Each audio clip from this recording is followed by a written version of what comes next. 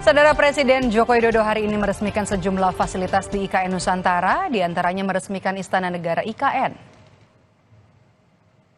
2, 1.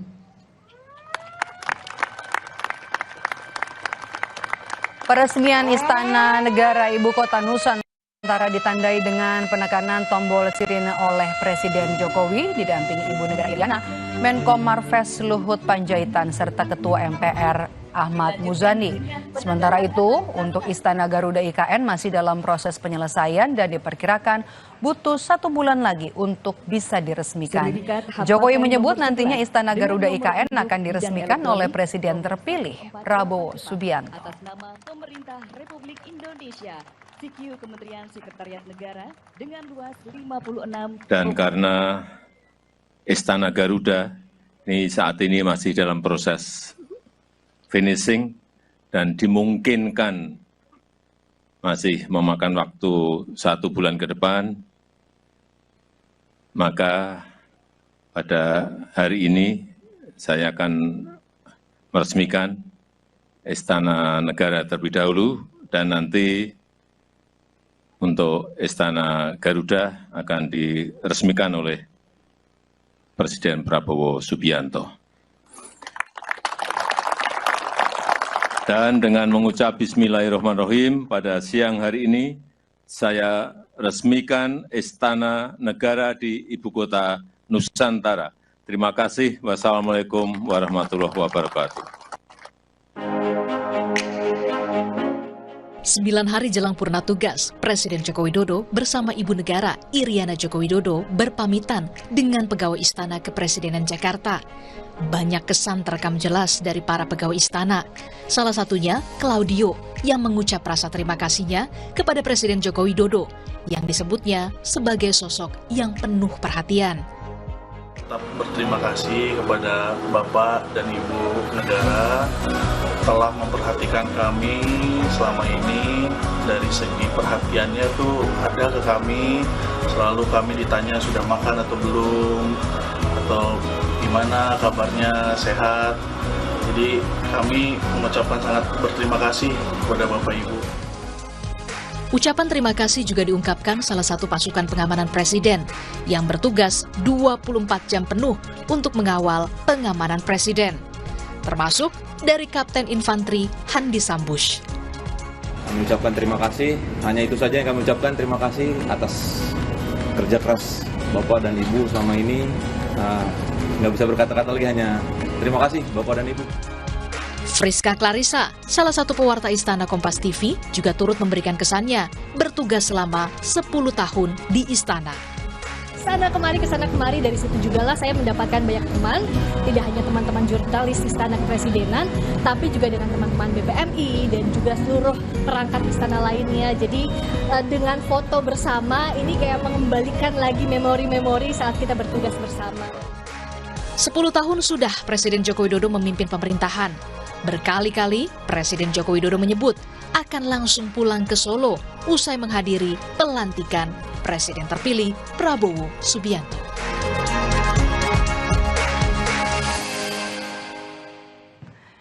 Saya langsung mau invite Friska Clarissa, boleh dong? Kameramen tepuk tangannya.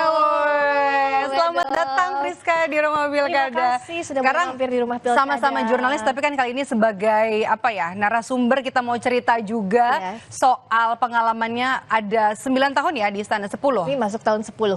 Dari awal banget Pak Jokowi. Kalau kita lihat tadi kan kita juga sudah sempat lihat ya videonya. Ini menarik, cerita dulu deh dari yang pertama kemarin, itu ada soal foto ya? Ya, itu foto bersama. Jadi ini kan masuk periode terakhir kepemimpinannya Pak Jokowi. Jadi kemarin itu diadakan foto bersama, tidak hanya dengan biasanya Menteri Kabinet saja, tapi juga bersama wartawan, perangkat istana lain seperti dari Sekretariat Presiden, Sekretariat Negara, Setkap, ada juga Pas Pampres, dan juga perangkat lainnya seperti misalnya Pramusaji dan sebagainya. Jadi ini sekaligus ya.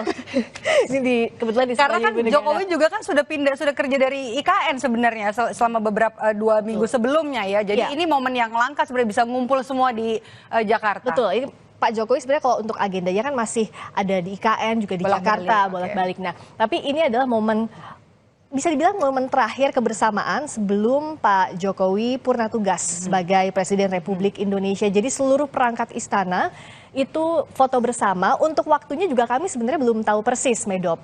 Kami jadi kasih tahu sama tim Setpres bahwa nanti akan ada rencananya foto bersama dengan Pak Presiden dan Ibu Negara. Tapi waktunya belum tahu karena menyesuaikan agenda Pak Presiden. Jadi baru fixnya itu semalam sebelumnya, hampir tengah malam. Rizka, 10 tahun apa yang paling berkesan?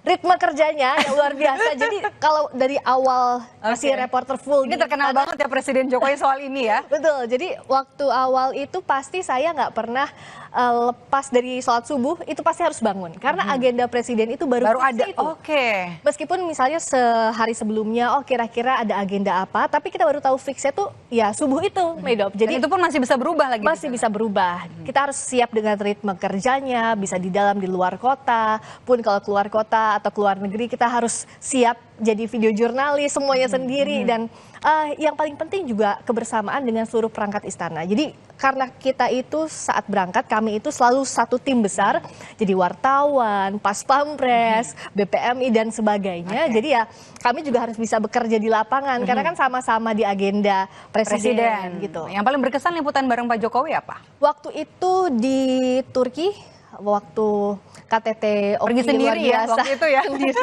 Dikasih taunya juga dadakan. Lalu waktu meninjau bencana di Anyer, waktu itu tsunami, Pak Jokowi ke sana itu juga dadakan sendiri juga. Harus mengikuti satsetnya Pak Jokowi ya? Betul, mengikuti satsetnya, bahkan kalaupun kita sudah tahu di satu titik.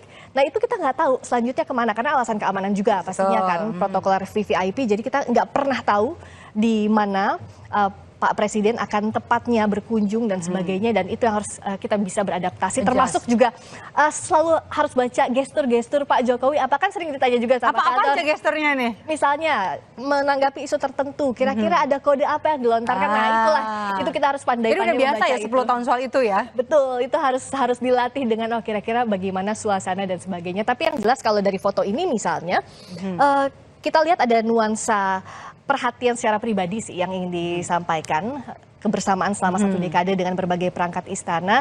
Nah, ini sekaligus recall lagi, mengingat kembali memori-memori, termasuk Pak Jokowi ini juga cukup perhatian dengan perangkat istana secara pribadi. 10 tahun ini bukan waktu yang singkat. Secara pribadi, seorang Friska Clarissa, gimana nih sosok Pak Jokowi secara pribadi di mata seorang Friska Clarissa? Ya, kami sebagai wartawan dan saya sebagai pribadi kenal Pak Jokowi selama 10 tahun ini bersama dengan Ibu Negara Iriana. Sosok yang enak diajak komunikasi dan juga seringkali juga kami diundang untuk berdiskusi. Nah, kalau ini juga nih ya. Ini video yang sudah kita simpan untuk pertanyaan pribadi tadi ya. Ini juga bukan nama yang baru. Ada suami ya, Riko Anggara, dan juga ini ngapain ini, boleh diceritain? Jadi setelah menikah, kebetulan waktu itu saya menikah, Pak Jokowi datang, itu juga surprise. Acara jam 4 sore, saya baru dikasih tahu Pak Jokowi akan datang jam 11 pagi. Oke, baik. Jadi sambil dandan, kaget ya, dikagetkan di hari penting sambil ya. Koordinasi dengan Pas Pampres dan sebagainya. Nah kalau ini setelahnya, kebetulan karena waktu itu kan singkat, Pak Jokowi bersama Ibu Negara datang, bersalaman, mengucapkan selamat. Nah di sini Pak Presiden ingin ngobrol lebih banyak lagi bersama saya dan suami, bersama Riko begitu. Dan ada kado dari Ibu Negara, saya ingat ini dikasih batik. Karena waktu itu buru-buru sekali dari tempat saya ke tempat lain. Jadi ada kenang-kenangan ini batik untuk hadiah pernikahan saya dan suami. Jadi memang dekat ya, bukan hanya liputan ya. Tapi kalau sosok Pak Jokowi gimana sih secara pribadi tadi belum tergambarkan? Kerja terus ya. Kalau dari kami sisi jurnalis ya, karena ya harus siap tiba-tiba, oh nanti agenda berikutnya itu masih jam 12 siang gitu. Tiba-tiba kami dikasih tahu enggak jam 8 pagi gitu. Nah itu atau pernah nggak ketika misalnya ada isu yang mau dikejar nih, terutama juga ada penting nih harus ada SOT dari Jokowi gitu ya, ditanya tapi nggak mau dijawab sama Pak Jokowi? Sering pasti. Sering. Ada beberapa isu sensitif yang mungkin tidak bisa dijawab langsung oleh Pak Jokowi, tapi kami wartawan, namanya juga wartawan, tugasnya untuk mencari. Jadi itulah pentingnya hubungan baik dengan perangkat istana lainnya untuk mencari, oke, bisa nggak dikasih backgroundnya atau bisa nggak dikasih kutipan yang bisa kami tayangkan begitu. Jadi dari juru bicaranya, misalnya dari staf khususnya dan sebagainya. Terus bergeser. Oke, terakhir 3 kata dari soal Pak Jokowi? Ya tadi kerja kali itu. Tapi secara pribadi ya Pak Presiden dan Ibu Negara cukup mengenal wartawan-wartawan yang ada di sekitarnya, juga perangkat istana lain yang selalu bersama dalam agendanya kemana-mana. Karena ya yang saya bilang tadi, bahwa setiap tempat yang kami kunjungi itu satu paket lengkap semuanya yang berangkat. Oke.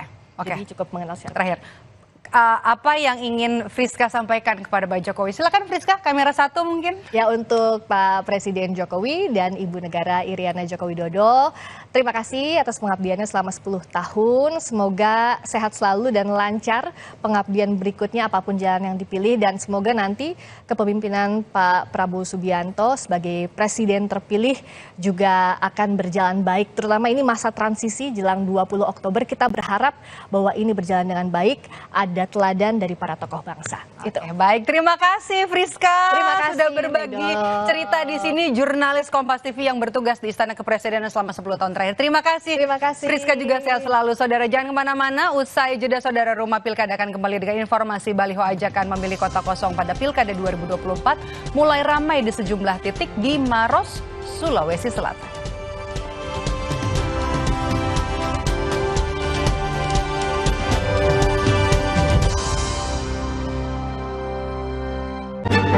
Baru saja dilantik, anggota DPR periode 2024-2029 menuai sorotan publik.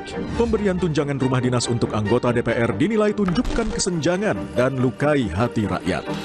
Di tengah ekonomi Indonesia yang tak pasti, apakah tunjangan rumah dinas DPR ini layak diberikan? Simak pembahasannya dalam Dua Arah, Jumat 11 Oktober, pukul 8:30 malam, live di Kompas TV.